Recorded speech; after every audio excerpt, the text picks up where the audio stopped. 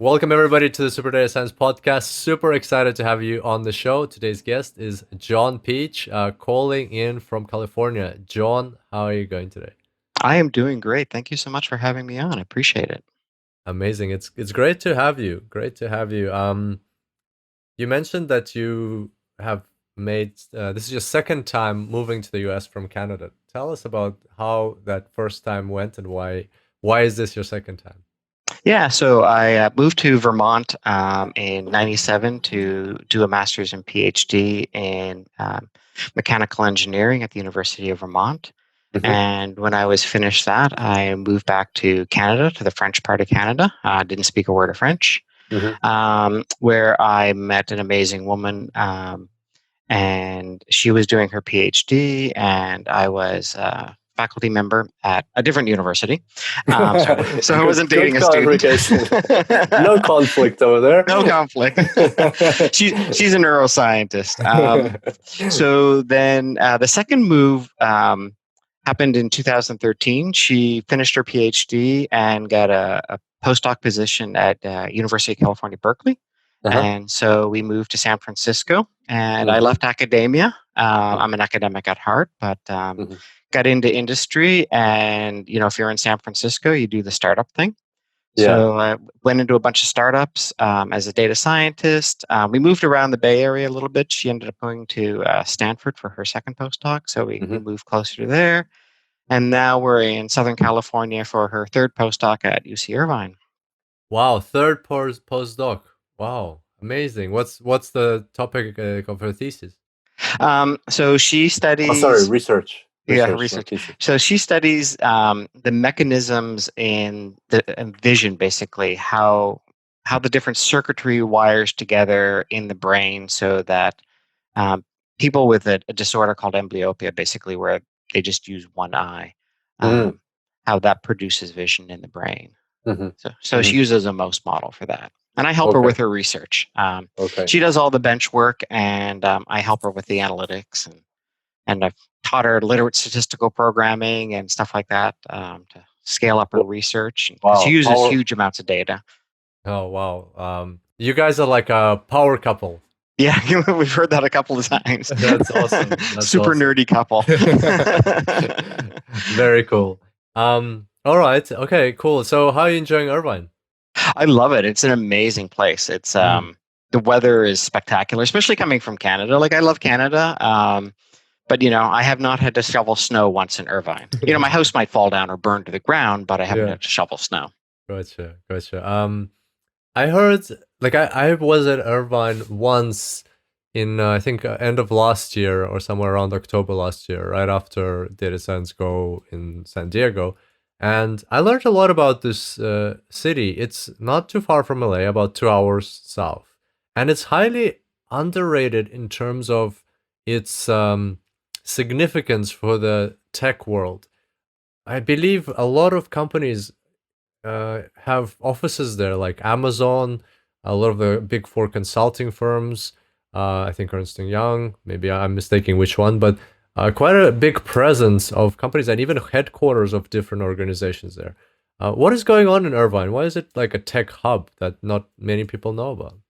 Yeah, it's kind of interesting. It's a real big hub for the financial services industry. Like, Experian is here, and there's, like you said, Amazon and Oracle, and there's also a large number of small to medium sized startups in the tech field. Mhm. And um, you're right; it's just really underrated, and it's a great place to live. And there's lots going on, and we have a great sort of tech community that's happening here, uh, Mhm. just outside of LA. And UCI, University of California, Irvine, fantastic place. Like when I was there, the campus is so big. They have their own restaurants on campus. You can like walk from one restaurant area to another. There's, I think, I don't remember the number, but tens of thousands of students go to that university. It's huge. It's huge, and it's like living in a park. Mm. I actually live Mhm. on campus, Oh, really? and Wow. yeah, yeah, it's a great school. They do a lot of really good AI research that's happening here. That's just not well known. Like, people know about the UCI machine learning repository for like data and stuff like Hmm. that. But there's a very large research group Hmm. here in AI. Wow, fantastic, fantastic. Well, very excited to have you on board. And as I mentioned before the podcast, congrats on the new job at Oracle. Well, relatively new, 7 months at Oracle. How are you enjoying your time there? I love it. It's been a big change. Before that, I was at Amazon, and that was a great job.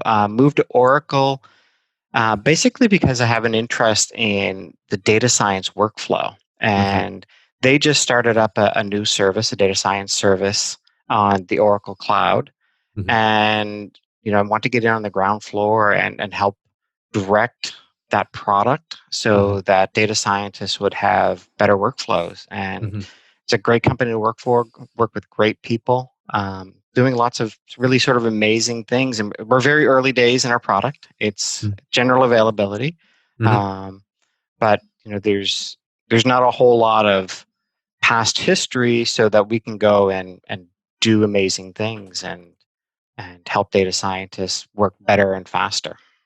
Wonderful. What is a data science workflow in a nutshell? Um, yeah, that's a very good question. There's you see all kinds of graphs where you see this life cycle of data science, and or you see like a data science pipeline, and I Hmm. think those very much are oversimplifications. The data science workflow really starts with identifying the right questions, which is actually probably the hardest thing to do, like Hmm. figuring out the right thing to ask.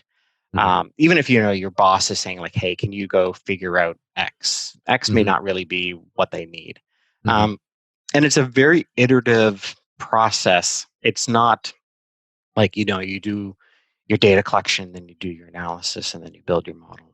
um, that's not really the way it works. It's you you kind of follow that path, but you often circle back to earlier stages within that. So you think about the problem, you ideate over it, and then you develop your hypothesis, and then you collect your data and prototype it. And as you're doing that, you may go like, oh, maybe I didn't ask really the right question. Maybe I need to rephrase that question. Or maybe I Hmm. don't have the data to answer that question, but I have data that's proxy to it. So I Hmm. can answer this other question that gets us closer to what we really truly want to know. So it's this very iterative process. And I think there's a problem around tooling, around expertise, and being able to sort of track your work when you're doing this iterative back and forth. Branching off, checking out an idea, and then coming back, and then branching off again. Um, I think that's really the data science workflow that Hmm. people do, and not this like you do one thing then the next. It's not a waterfall Hmm. process. Gotcha, gotcha.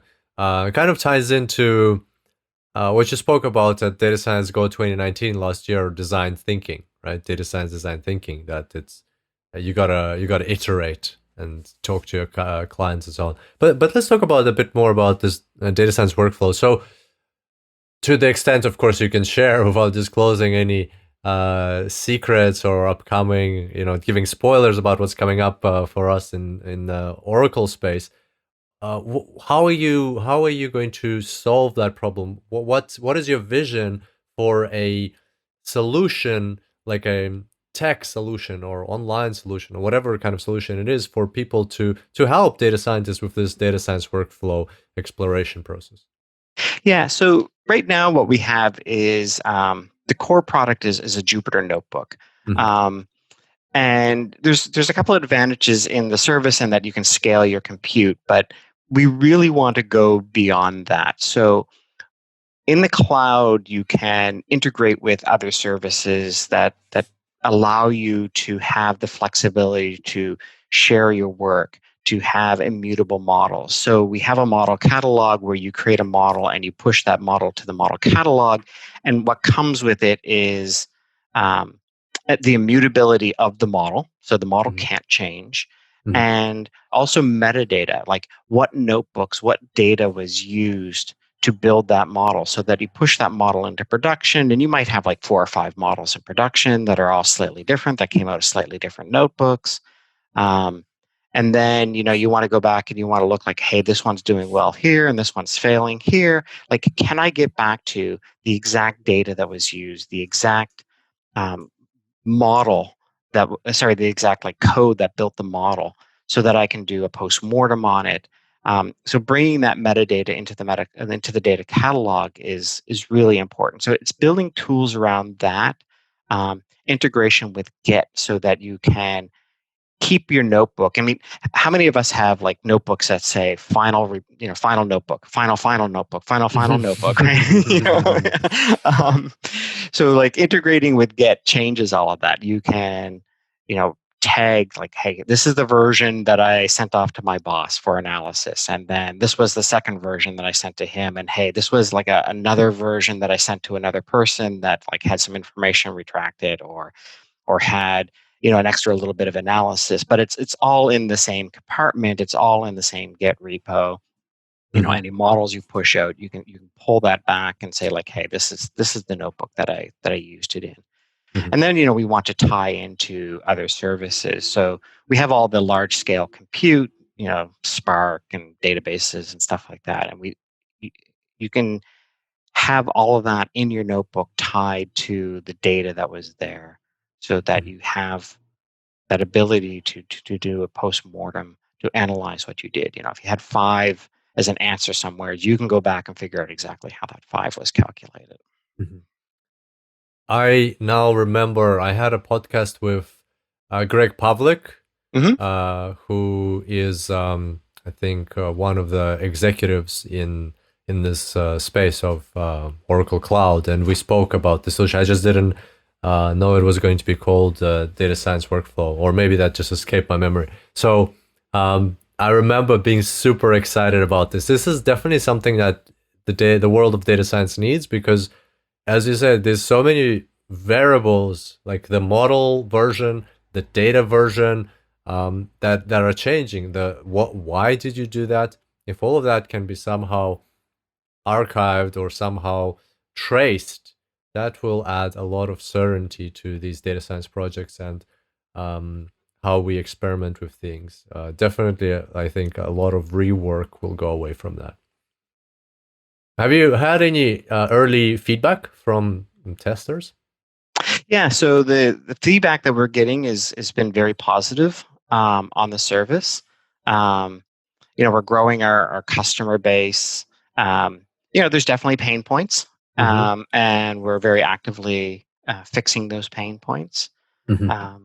But yeah, no, we also have an accelerated data science library that comes with it, Mm-hmm. that is meant to sort of automate a Mm-hmm. lot of the mundane stuff. Like exploratory data analysis. Mm-hmm. Most of the time you're just generating dozens of graphs and looking at your features and stuff like that. Mm. And we have like a single command that will do that for you, that type Nice. of thing. And people really appreciate that. So they're Nice. not they're not sitting there like running the same plot 50 times. That It's sounded so like we have a single command that just does it. Like it's like you guys have got it also sorted. How come like more people not using this? Like I wish more people had access to this somehow, to be able to do things like that with a single command, right? Like how convenient would that be? Yeah, I think there's sort of a real tooling issue in the data science community, and I think that comes out of science. I mean, most people that go and get their PhD, which is where sort of data science started, they're Mm-hmm. used to rolling their own. They come up with solutions that are one off. Um, they there's not standardized tooling. The lab down the hall that's doing basically the same sort of thing is using different software. Even within the same lab, people use different software and do things differently. There's not this sense of we need to productionalize our workflow. We Mm-hmm. need to streamline as much as possible. And you see people coming out of a CS sort of background that they're doing that. CS workflows are very streamlined, standardized tooling. Like they understand the costs of doing something differently than the guy beside them. Mm-hmm. And we're starting to see this slow movement towards doing that, Mm-hmm. but the tooling just isn't there. And the tooling that we have now is largely CS type tooling, which is quite often unfamiliar to data scientists coming out of university. They're not used to using Git. Mhm. It's a strange, weird thing to them, and wrapping your head around Git it takes a bit of a learning curve.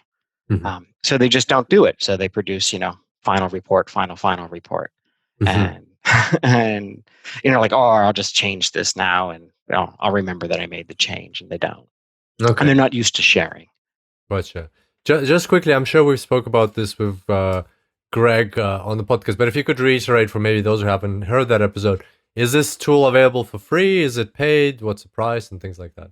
Sure. So it's part of the Oracle Cloud infrastructure, and if you go to the Oracle website, you can sign up and get 30 days of access, where you get $300 free to do whatever you want on the service. After that, there is some services that have a free tier. So, Mhm. like, you can get a small database that's Mhm. free forever. Mhm. You can get some small compute instances that are free forever. Unfortunately, on the data science side, we need bigger machines. Mhm. Um, so after 30 days, you would have to pay. But during Mhm. that 30 days, you get $300 worth of free Yeah, credits, gotcha. which is a lot. Great to try things out, and then if it makes sense, especially on a business side of things, it's good because startups can get into that, right? Like startups Exactly. can Yeah. scale up that way. Hope you're enjoying this amazing episode. We're going to break for a quick announcement and we'll be straight back to it. This episode is brought to you by our very own virtual data science conference called Data Science Go. If you haven't been to Data Science Go yet, if you haven't heard of Data Science Go, check it out at datasciencego.com/virtual. There you'll see a recap of the incredible event we had in June this year. We're hosting Data Science Go virtual number 2 in October. Make sure to be there. We're going to have amazing speakers, amazing energy, and we're going to have virtual networking. 3-minute sessions to connect with your peers, with mentors, with hiring managers, with mentees, with whoever is at the conference. Random lightning networking, 3 minutes each. You can stay in touch with these people, expand your data science network. Be there. It's in October. It's absolutely free. The best part, it's absolutely free. Just go to datasciencego.com/virtual. Register for the event today. All right, let's get back to the podcast. Awesome. Well, let's talk a bit about your data science design thinking framework, because it ties really well into this data science workflow.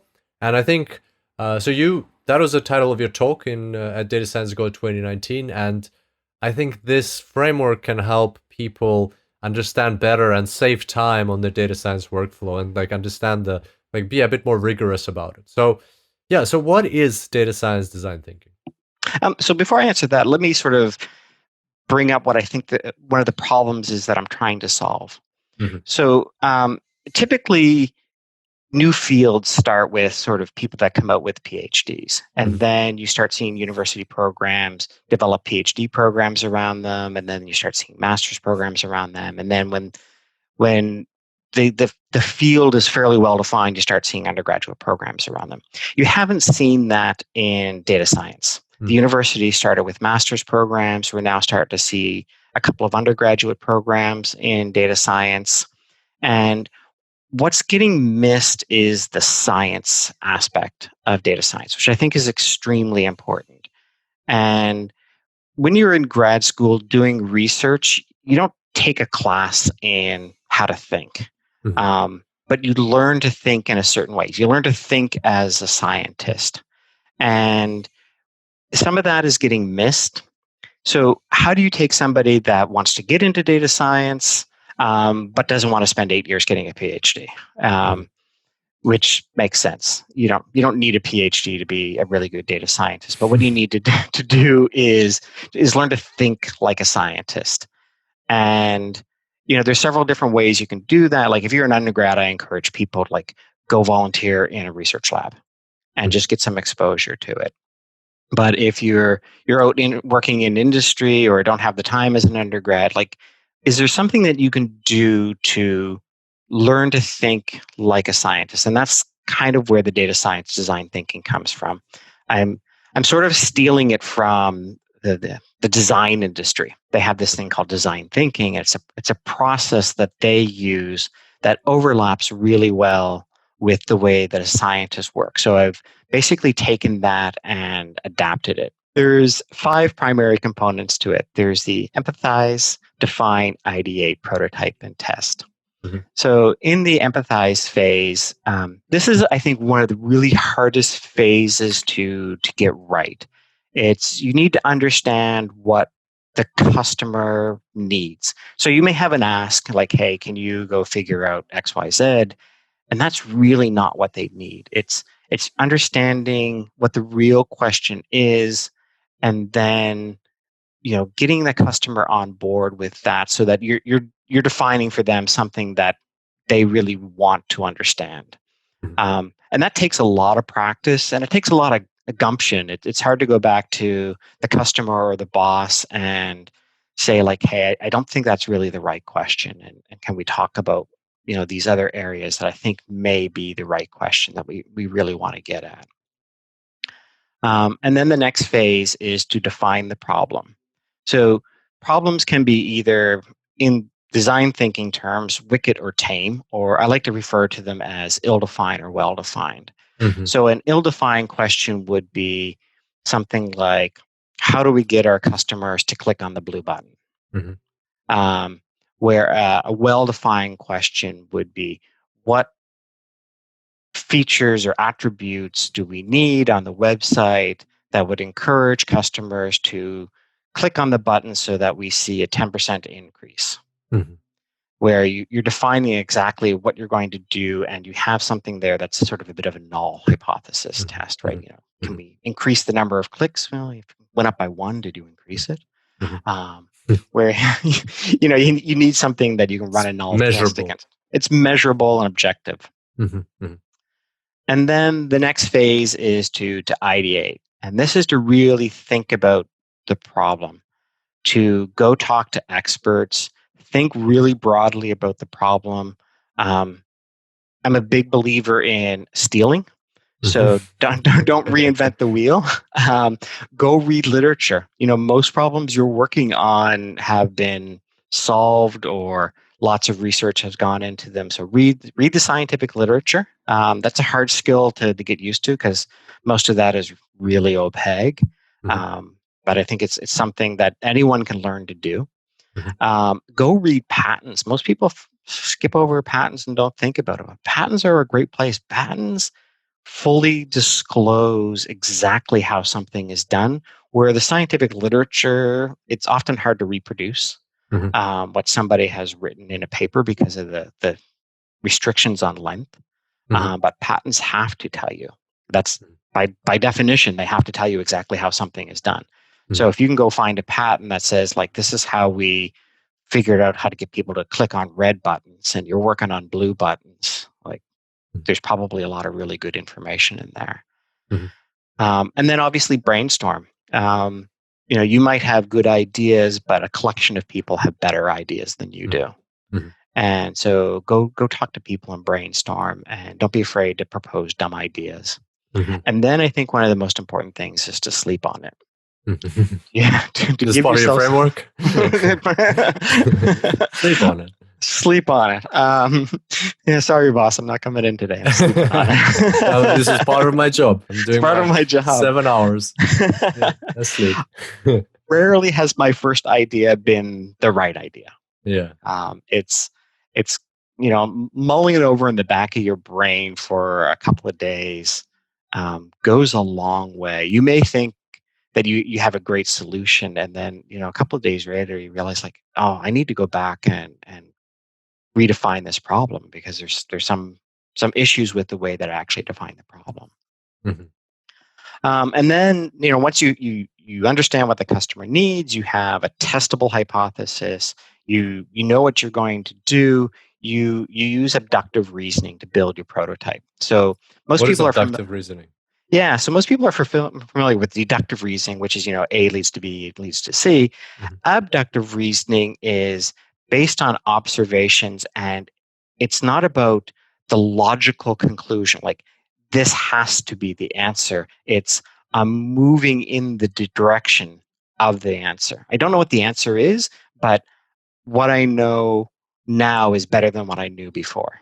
Mhm, mhm, So you don't think of solving your problems as a one-shot thing. You're going to iterate. mhm, So it's all right to have uncertainty. mhm, Build your models, even though your models aren't perfect. mhm, Um, don't don't prematurely optimize. mhm, Just build something that's a little better. Like start with the null model, the model that just is the average, and then mhm, say, can I do a little better than the average? mhm, And then learn from that. So once you have that prototype, you go and you test it. And a lot of people try to get the model perfect the first time.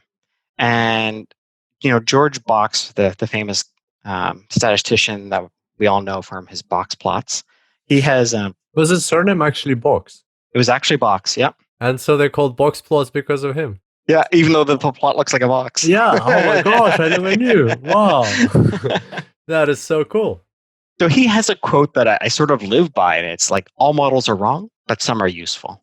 Right? A Uh-huh. model is approximating our interpretation of the world. We're never going to get it perfectly right, but can I glean some information from the model? Mhm, Does it help me solve the problem better than not having that model? mhm, Um, so then once we do the test, most people kind of look at the test and like, oh, accept the null hypothesis, reject the null hypothesis.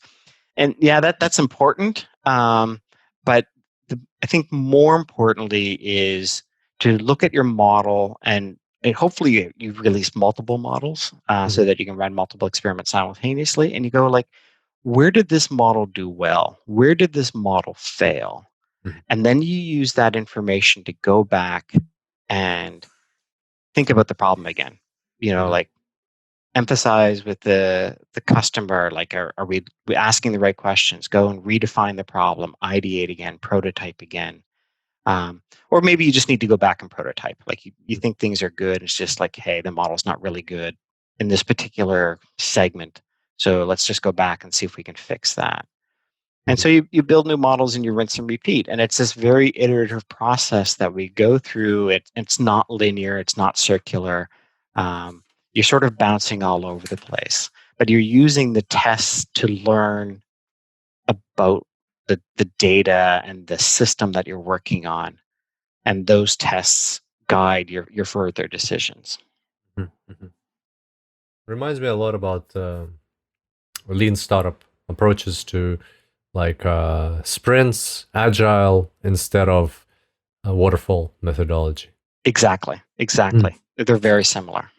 Very cool, because like I was actually thinking recently, is there an agile manifesto, but not for developers or for product creation, but rather for data science? And it sounds like this is what you're describing here. And um, do you have any insights? Like, have you used this or others used this in real data science projects? And what's the feedback from that? Yeah, so I've been developing this over the last decade or so, Mhm, and I've used it in like A series startups or startups that have been around and fairly stable, like C series startups, and I've used it in large corporations like Amazon. mhm, And I've been tweaking it along the way, and the feedback that I've been getting from the people that I've been teaching it to has been extremely positive. And they've given me some good feedback on like how I can make it better and how I can rephrase some things. mhm. Um, and when I talk to people that have PhDs, a lot of them are kind of like, eh. That's not how we do it. um, no, it's kind of like, yeah, I that's what knew I it do. all I, I along. I knew it all along, but I just didn't know that I knew it. Yeah. And I think the real strength is coming from people that, and I shouldn't be saying PhDs, people that have research backgrounds. Yeah. I'm saying PhD for shorthand for research backgrounds. Um, People that don't have solid research backgrounds, the feedback has been really positive. They've been like, Yeah. "Oh, I've been kind of doing something like that, but not quite," Yeah. and it reemphasizes some of the things that they need to do. There's a tendency for people to sort of have an ill-defined question, just jump in and build a model, Mm, and really the modeling is the last little thing you do at the end. mm. You're almost done and you go and you build your model. Gotcha. and trying to teach people that the model is the icing on the cake, and it's all the Mhm. stuff that goes before that that's really important. I got a slogan for you: putting science into data science. Yeah, I Like, like that. like exactly what you said at the start. It all clicks now in my head. Like what you said at the start, that data science is missing that science piece, right? Like we jump in, we start building models, it's useful for the business and so on. But really, if you approach it as a scientist, there's a lot of questioning you have to do at the start, understanding the problem, refining the problem, experimenting, looking different directions and things like that. It's there's a lot more um like frameworks that can be built around the creative element of data science. It's not just like a rule book that you just have to follow. There's a lot of creativity, but hey, let's put some, like how do we normally do it in science? It's through these hypothesis testing, through brainstorming, as you said, abductive reasoning. Super cool, super cool. I think more data scientists should be thinking about that for sure. What's an example, if you have, of a project among your experience that you've mentioned, of a project that you used this data science design thinking approach on, but had you not used it, had you done it the typical waterfall approach or another method, your results would have been different or not as good? Like something where you can say that this method really made a huge difference and added a lot of value. Yeah. So I work for this startup that failed because that's what startups do. Um, Most of them, yes. Most of them do, yeah. Yeah. We were building a smart cup. So the idea was that this cup would sense what you're drinking, Uh-huh. and it would log it for you. And we had intelligence built into it. So let's say you want to control the amount of caffeine that you were drinking, or you wanted to make sure that you were staying hydrated throughout the day. And we tied into your Fitbit. Love that. That's And so yeah, cool. it was a spectacular project. Mhm. And one of the problems that we had is we had to figure out how much liquid was in the cup. Mhm. So the way that the engineering was done was there was a capacitance sensor, a capacitance sensor along the side, um, just like the touch sensors on your smartphone.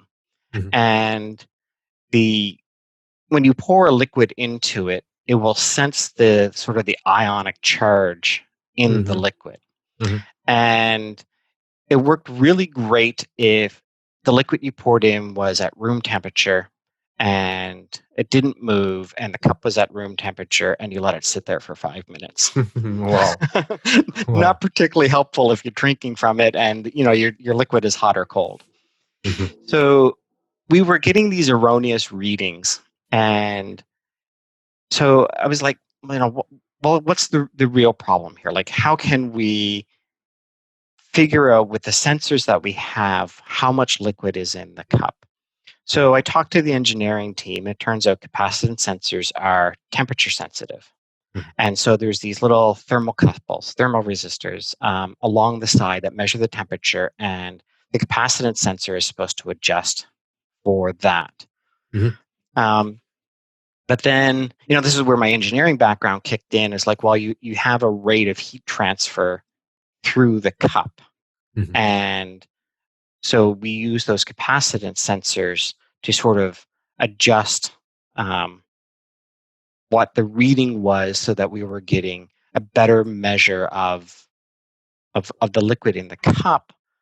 Um, and here it's sort of understanding the engineering that's going into it, and not just I need to measure the liquid level, right? It's really thinking about what the problem is that we're having and what the physics behind it is, and then diving into that. And we got better results, but it wasn't great. Um, so then I got thinking about it more, and there was other sensors on the cup that we were using for different things. So there was a sensor for touch. So if you touch the cup and tilted the cup and that type of thing. So the capacitance sensor would give us weird readings if you tilted the cup because the liquid level would drop. Mhm. Um, so it was thinking about that and iterating and just solving little bits of the problem. So how do I deal with the temperature? I did that, and then is there other things I can do to get me more accurate results? So I started using other sensors that were meant for something else. And then I started looking at the accelerometer to get the tilt of the cup so that we could adjust it. So it didn't look like somebody drank just because they tilted the cup. Um, or the cup was in their backpack and it's sloshing around. We just look at the accelerometer. So it's incrementally solving each little problem, breaking it down, diving into the literature to figure out how to do different things. So I had to learn about the circuitry. I had to learn about heat transfer, all this type of stuff. Reading patents on people that have done this before, and brainstorming and building little prototypes and tons and tons of models that failed and didn't do well, but learning from each failure and going through this process. And I don't think that if I wasn't using, sorry, let me rephrase that. If I wasn't using design thinking to do this, it would have been an insurmountable problem. We would have just said like, oh, the technology's wrong. We have to go back and re-engineer this. And that would have cost us a fortune. Mm-hmm. Why is that? Is that because like it would have been a lot of fear in front of this problem? Um, Doing engineering is extremely expensive when you have to make a change. Mm-hmm. So just replacing a sensor would have required an entire redesign of the cup, changing the entire manufacturing pipeline, the supplier pipeline, that type of thing. So it's easier to work within the constraints that you have than it is to go back and physically re-engineer something. Like you might have to, you might get to that point like, hey, we just can't solve this problem. But using this data science design thinking, we were able to redefine problems and redefine solutions and step outside of our comfort level by getting into the literature and seeing what other people had done. And you notice what I didn't talk a whole lot about there was the modeling. The modeling was important, but that wasn't the hard part. Modeling has gotten to the point that it's often just a function call and having a really good understanding of the results that you get back. But the hard part is defining the problem and then figuring out a way to test it. Would you say that's the main difference? That the standard kind of like unconscious data science approach is to just model, whereas in data science design thinking, you prioritize the empathizing and defining. Yeah, that's it exactly. Amazing. Make sure you're asking the right question. Gotcha. Why did the project fail ultimately? The company basically ran out of money. Startups are tough. Startups where you're building a product are even tougher. The costs are generally the engineering costs up front. And that can run into $100 million to produce a consumer electronic good. Wow. And then you make your money after the fact. And it's a little different when you're talking about a software product. You can release sort of your MVP, your minimum viable product, and get some customers on board. And that's what we're doing at Oracle. We didn't wait until we had like the perfect product. We had a good product and we released that. And then, you start getting some income from that. And then you start, building out the product more and more. A consumer electronic good, it's a one-off. It's either a good product or a not good product. And that's what you ship. Gotcha. One thing I've been just thinking about when you were talking about this cup is like, gosh, I hope nobody ever puts those into a microwave. Yeah.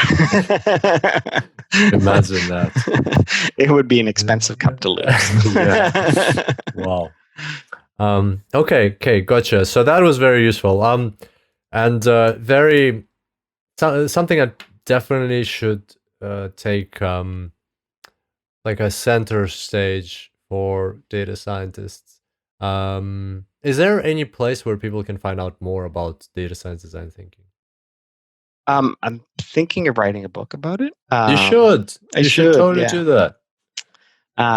There's the Data Science Go talk that I gave is probably the best talk on it. You can sign up for that and see a ton of great talks. And awesome. one of mine is there. That's good. Yeah, that's the 2019 conference. Awesome. Thank you. For sure, write the book. I'd love to have a copy of that. That sounds like a great book. Okay, let's talk a bit about let's shift gears and talk a bit about literate statistical programming. I am very curious what this is and what it's all about. Could you please explain? You've done a talk on this and sounds like a very interesting concept. Yeah, so again, this is around trying to work on solving problems with the way that data scientists work. Mhm. And the history of it is there's something called literate programming that Donald Knuth from Stanford, a very famous computer scientist, wrote a book on, and pretty much every software developer does it today. And the idea basically is that your documentation and your code sit side by side. So the old school sort of IBM approach was, you spent 2 years writing specifications and documentations, and then you threw that over the wall and the software developers implemented it. We don't do that anymore. This is where the Agile comes in, where you iterate.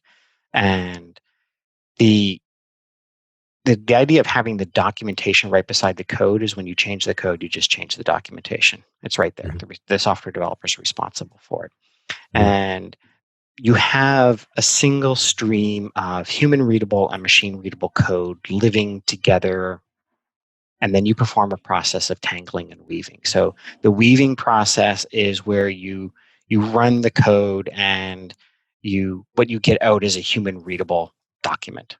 Mhm. And tangling is when you run it, and what you get out is machine really readable code.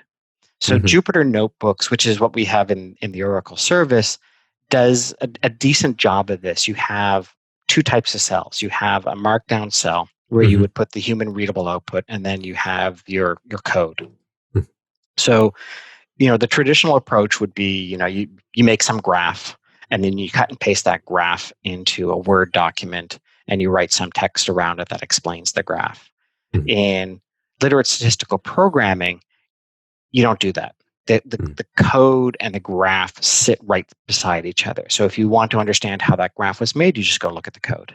If you want to make a change to the graph, you change the code and the graph changes right there. And Mhm. you don't have this disconnect between the documentation and the code.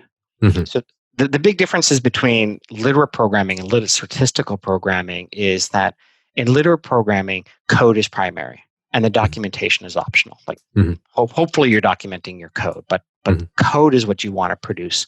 Mhm.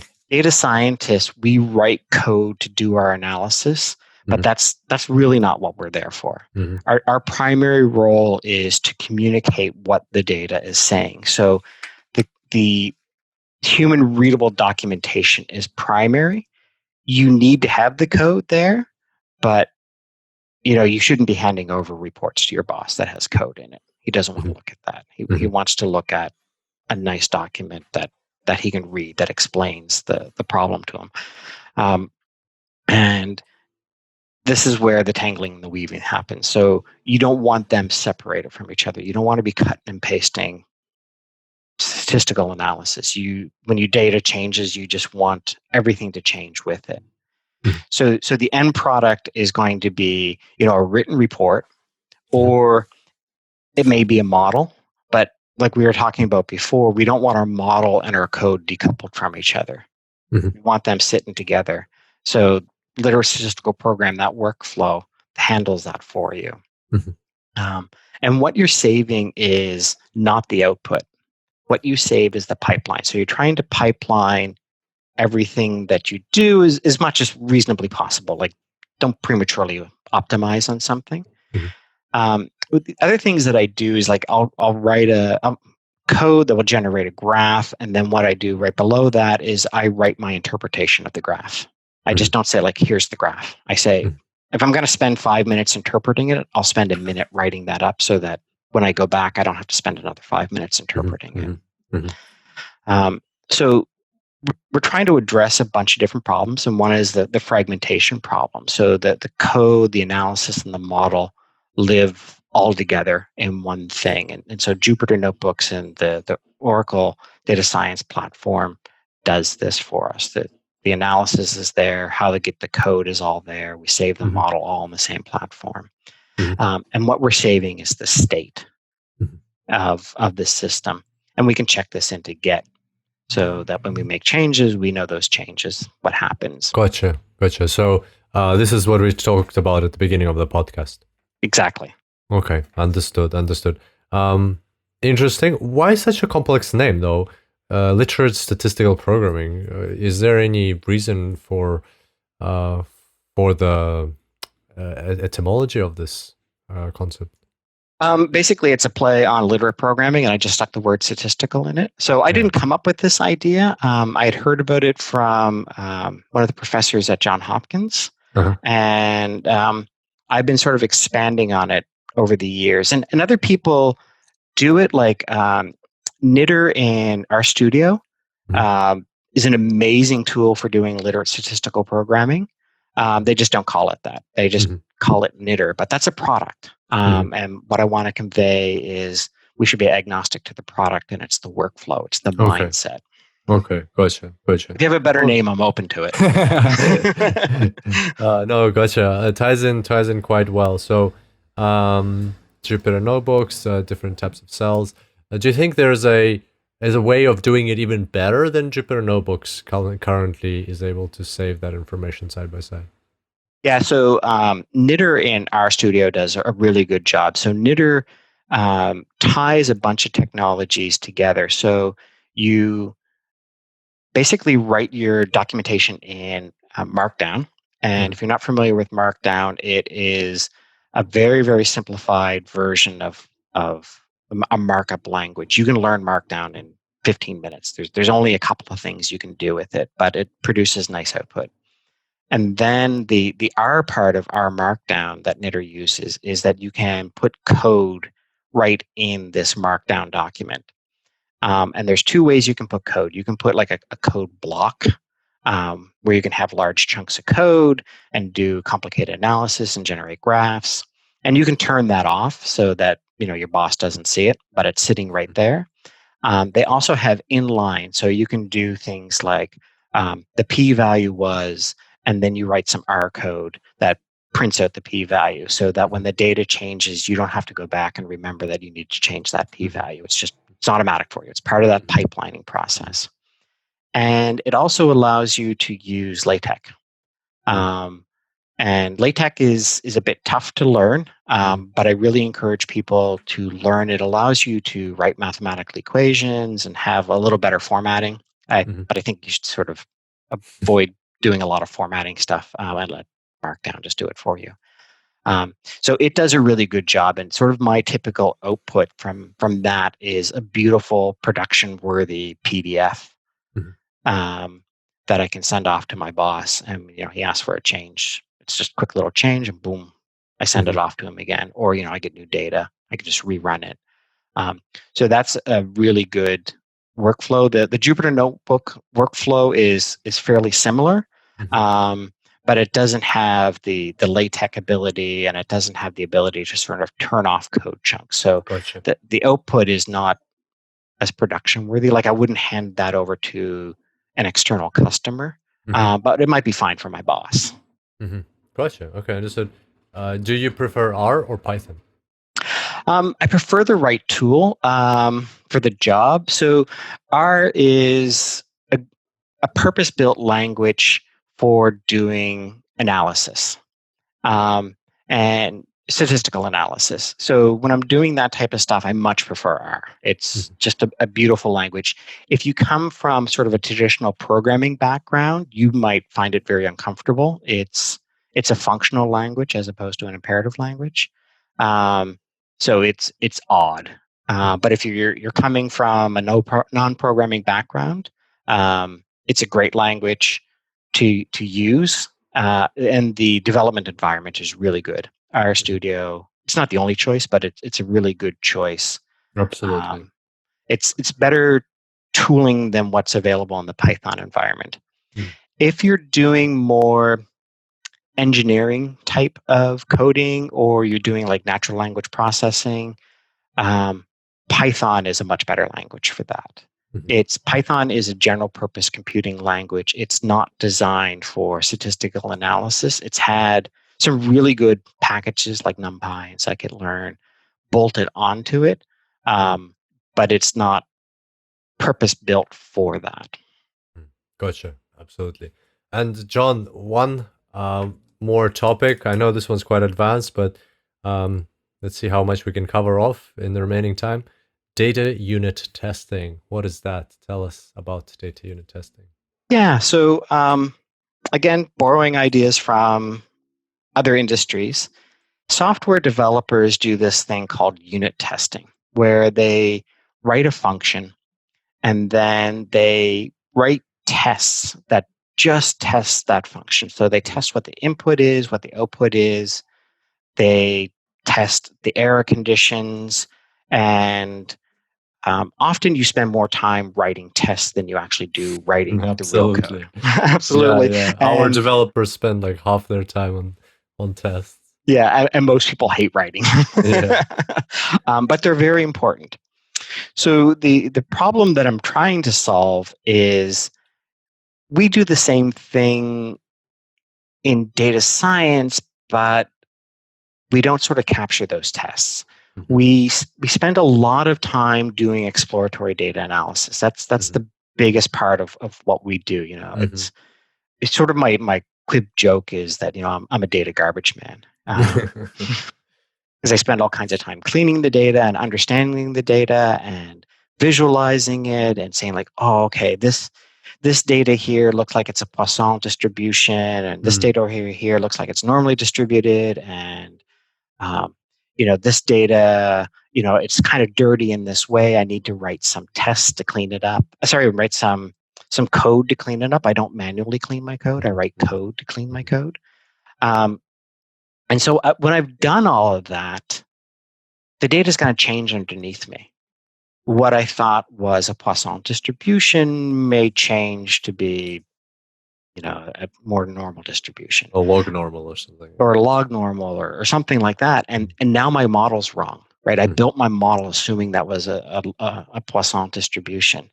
And how do I detect that? Like, do I go back and do my exploratory data analysis?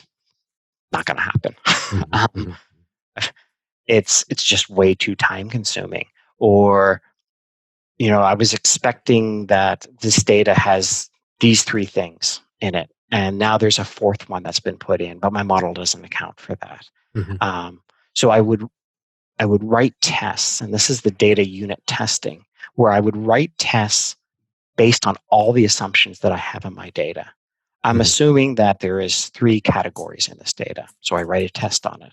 I'm assuming that these categories are evenly distributed. So let's say I had my original data was, fairly balanced between male and female, but then the data shifts over time and there's more females than males. Like Mhm. I need to capture that. That just Mhm. shifted my model. My Mhm. model is assuming a certain state of Mm, the mm. data, So but it's never know it's that. it's not like you by doing your EDA through manipulations, you inadvertently change the data. What you're saying is that over time, populations may change, underlying assumptions may change, and that's what you need to capture. Is that correct? Exactly. Exactly. Mhm. So we talk about model drift and we monitor model drift. And like, oh, the model was 80% good and now it's down to 75, now it's down to 70.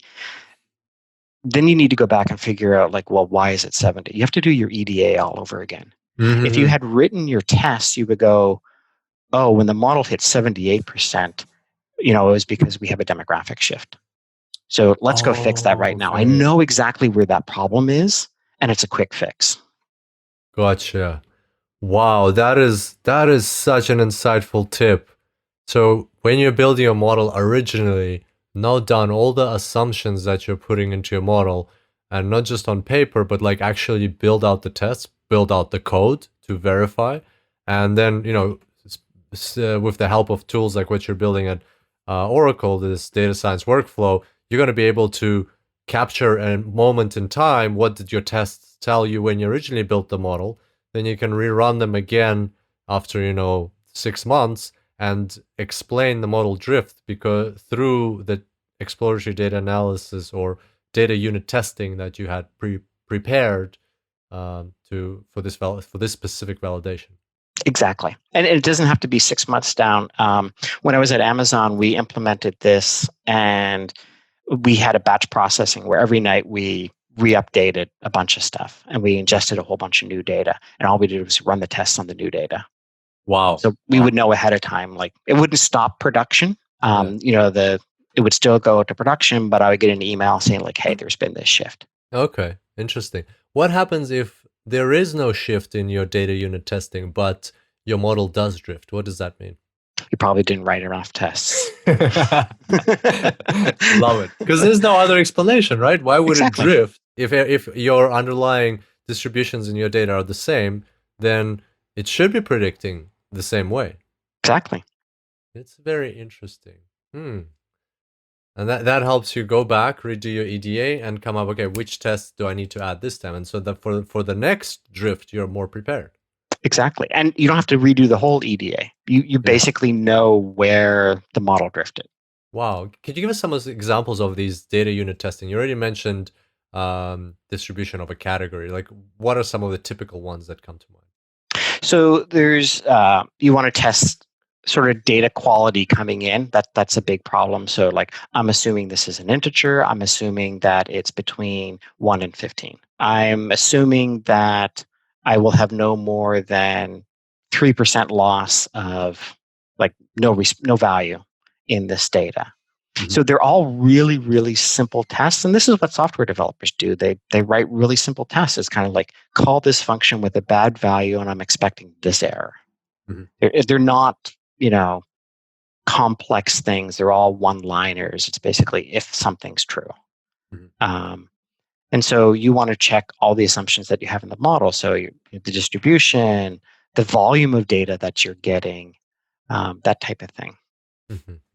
Okay. Very, very interesting. A good, diverse range of tests. How many tests would you say is required for? I know it will depend on the complexity of the model, but from your experience, on average, how many data unit tests? Is it in the tens? Is it in the hundreds? Is it in the thousands that are required per model? Every feature that you have, it would be 10, 20 tests sort of at a minimum. Per feature? Per feature. Okay, gotcha. Well, it's quite a lot. It's quite a lot, but a lot of them are cut and paste. Yeah. Usually there's not like a huge difference from one feature to the next. Gotcha. Understood. Thank you very much. John, I just have one more question for you. So today I learned from you, data science design thinking in conjunction with the data science workflow, then about literate statistical programming, and about data unit testing. I want to understand what drives you. It's clear that you pick up these topics, you think about them, you develop them in your mind, you do talks and presentations. Where does this passion and these ideas come to you from? These three things you've been developing in synchronously over the past couple months, years. Where do you find the drive? Kind of a fear of boredom and being inefficient. I hate doing things twice, and really, really, really dislike doing things 3 times. And so I try to automate as much as I can. I also have a really poor memory, so I have to document everything that I do, and that sort of has pushed me in this direction of being a better scientist by not having the old traditional lab notebook where you write down everything that you did in the experiment, but taking that over into I write down everything that I did by coding it, and then when I code it, what problems can I solve around that, and that falls into these workflow issues that we've been talking about, and the different techniques that I've been working on to solve those issues and communicate those issues out to people so that they can be better data scientists. I have a strong desire to help people get better at what they do, because the end result is that I get better at what I do. And I want to be the best data scientist that I can be. I want to drive real value for the customer. And the faster I can iterate on the model, the better the question I can ask. The more value I'm going to bring, and that's exciting to me, and therefore I don't have boredom. Fantastic. Love it. Thank you so much, John. Very insightful and inspiring as well. I'm sure a lot of people will pick up inspiration from here. Thank you so much. Well, thank you very much for having me on. I've very much enjoyed Awesome. this. Thanks, John. John, before you go, please tell us, where can our listeners contact you, connect with you, or find out more about the amazing products that you guys are developing at Oracle? Yeah, so the best place to connect with me is on LinkedIn. So if you search for John Peach, Peach just like the fruit, Peach, you'll either come across me or my father. He's the handsome one, but I'm the younger one. The address for that is LinkedIn/in/jpeach. And to find out about the Oracle service, just go to oracle.com and sign up for an account. And when you log in, there's the data science service on the left-hand side of the console menu. Awesome. Fantastic, John. And one final question for you today. What's a book that you can recommend to our listeners? Yeah, I think I read a lot of books. And I think one of the ones that had the most impact in my early days was a very popular book called Introduction to Statistical Learning with Applications in R. It's not really an R book. The problems at the end of each chapter are in R. But it's written by Trevor Hastings and Rob Tibshirani. The first author is Gareth and Witten. They're out of Stanford. The book is really good in that it provides a lot of intuition into how different algorithms work. So it focuses on statistical learning, which is like basically all data science except for machine learning. Basically, machine learning based around statistics. And it doesn't ignore the math. It gives you the math equations, but it doesn't like do proofs and stuff like that. It's great for understanding like how a decision tree really works and what's the bias variance trade-off, and like why were random forests built to compensate for some of the problems of decision trees, and what's the trade-off in a random forest, that type of thing. It's, I think, a great book. You can download it for free or you can buy it on Amazon. Again, it's called Introduction to Statistical Learning with Applications in R. Fantastic. Gareth James, Daniela Witten, Trevor Hasty, Robert Tibshirani are the authors. Wonderful. John, once again, thank you so much for coming on the show, sharing your insights. It was a pleasure. Thank you very much. Appreciate it. You have a great day. Thank you very much, everybody, for sharing this hour with us. I hope you enjoyed this episode and got as much value out of it as I did. I learned quite a lot of interesting things. I love the whole notion of putting science back into data science, or putting science into data science. But my favorite part was the data unit testing that we discussed at the end. That was when you think about it, it's such an obvious tip, but somehow it's not as popularized as it should be. Why not have these statistical tests? Why not have these, or what, as John calls them, data unit tests that will help you better understand model drift when or if that does happen. Well, not if. It will happen. When it happens, you'll have these data unit tests to test your model drift. And very excited about what they're creating at Oracle. The whole notion of the data science workflow can help capture these data unit tests, among other things, in a moment in time. So to help then look back at what was going on, what was the data set, what was the model version, what were my comments, what were the results of these statistical tests, and so on. So very exciting times, and thank you very much to John for coming and sharing his insights. As always, you can get the show notes for this episode at superdatascience.com/393. That's superdatascience.com/393. There you'll find the transcript for the episode, any materials we mentioned on the show, and of course a URL to John's LinkedIn. Make sure to connect, and a URL to where you can check out more about this solution that Oracle is working on, the data science workflow, and you can sign up if that is something that you are interested in. If you enjoyed this episode, then make sure to share it with somebody you know, love, and care about. Very easy to share. Just send them the link, superdayscience.com/393. On that note, I appreciate you being here today and I look forward to seeing you back here next time. Until then, happy analyzing.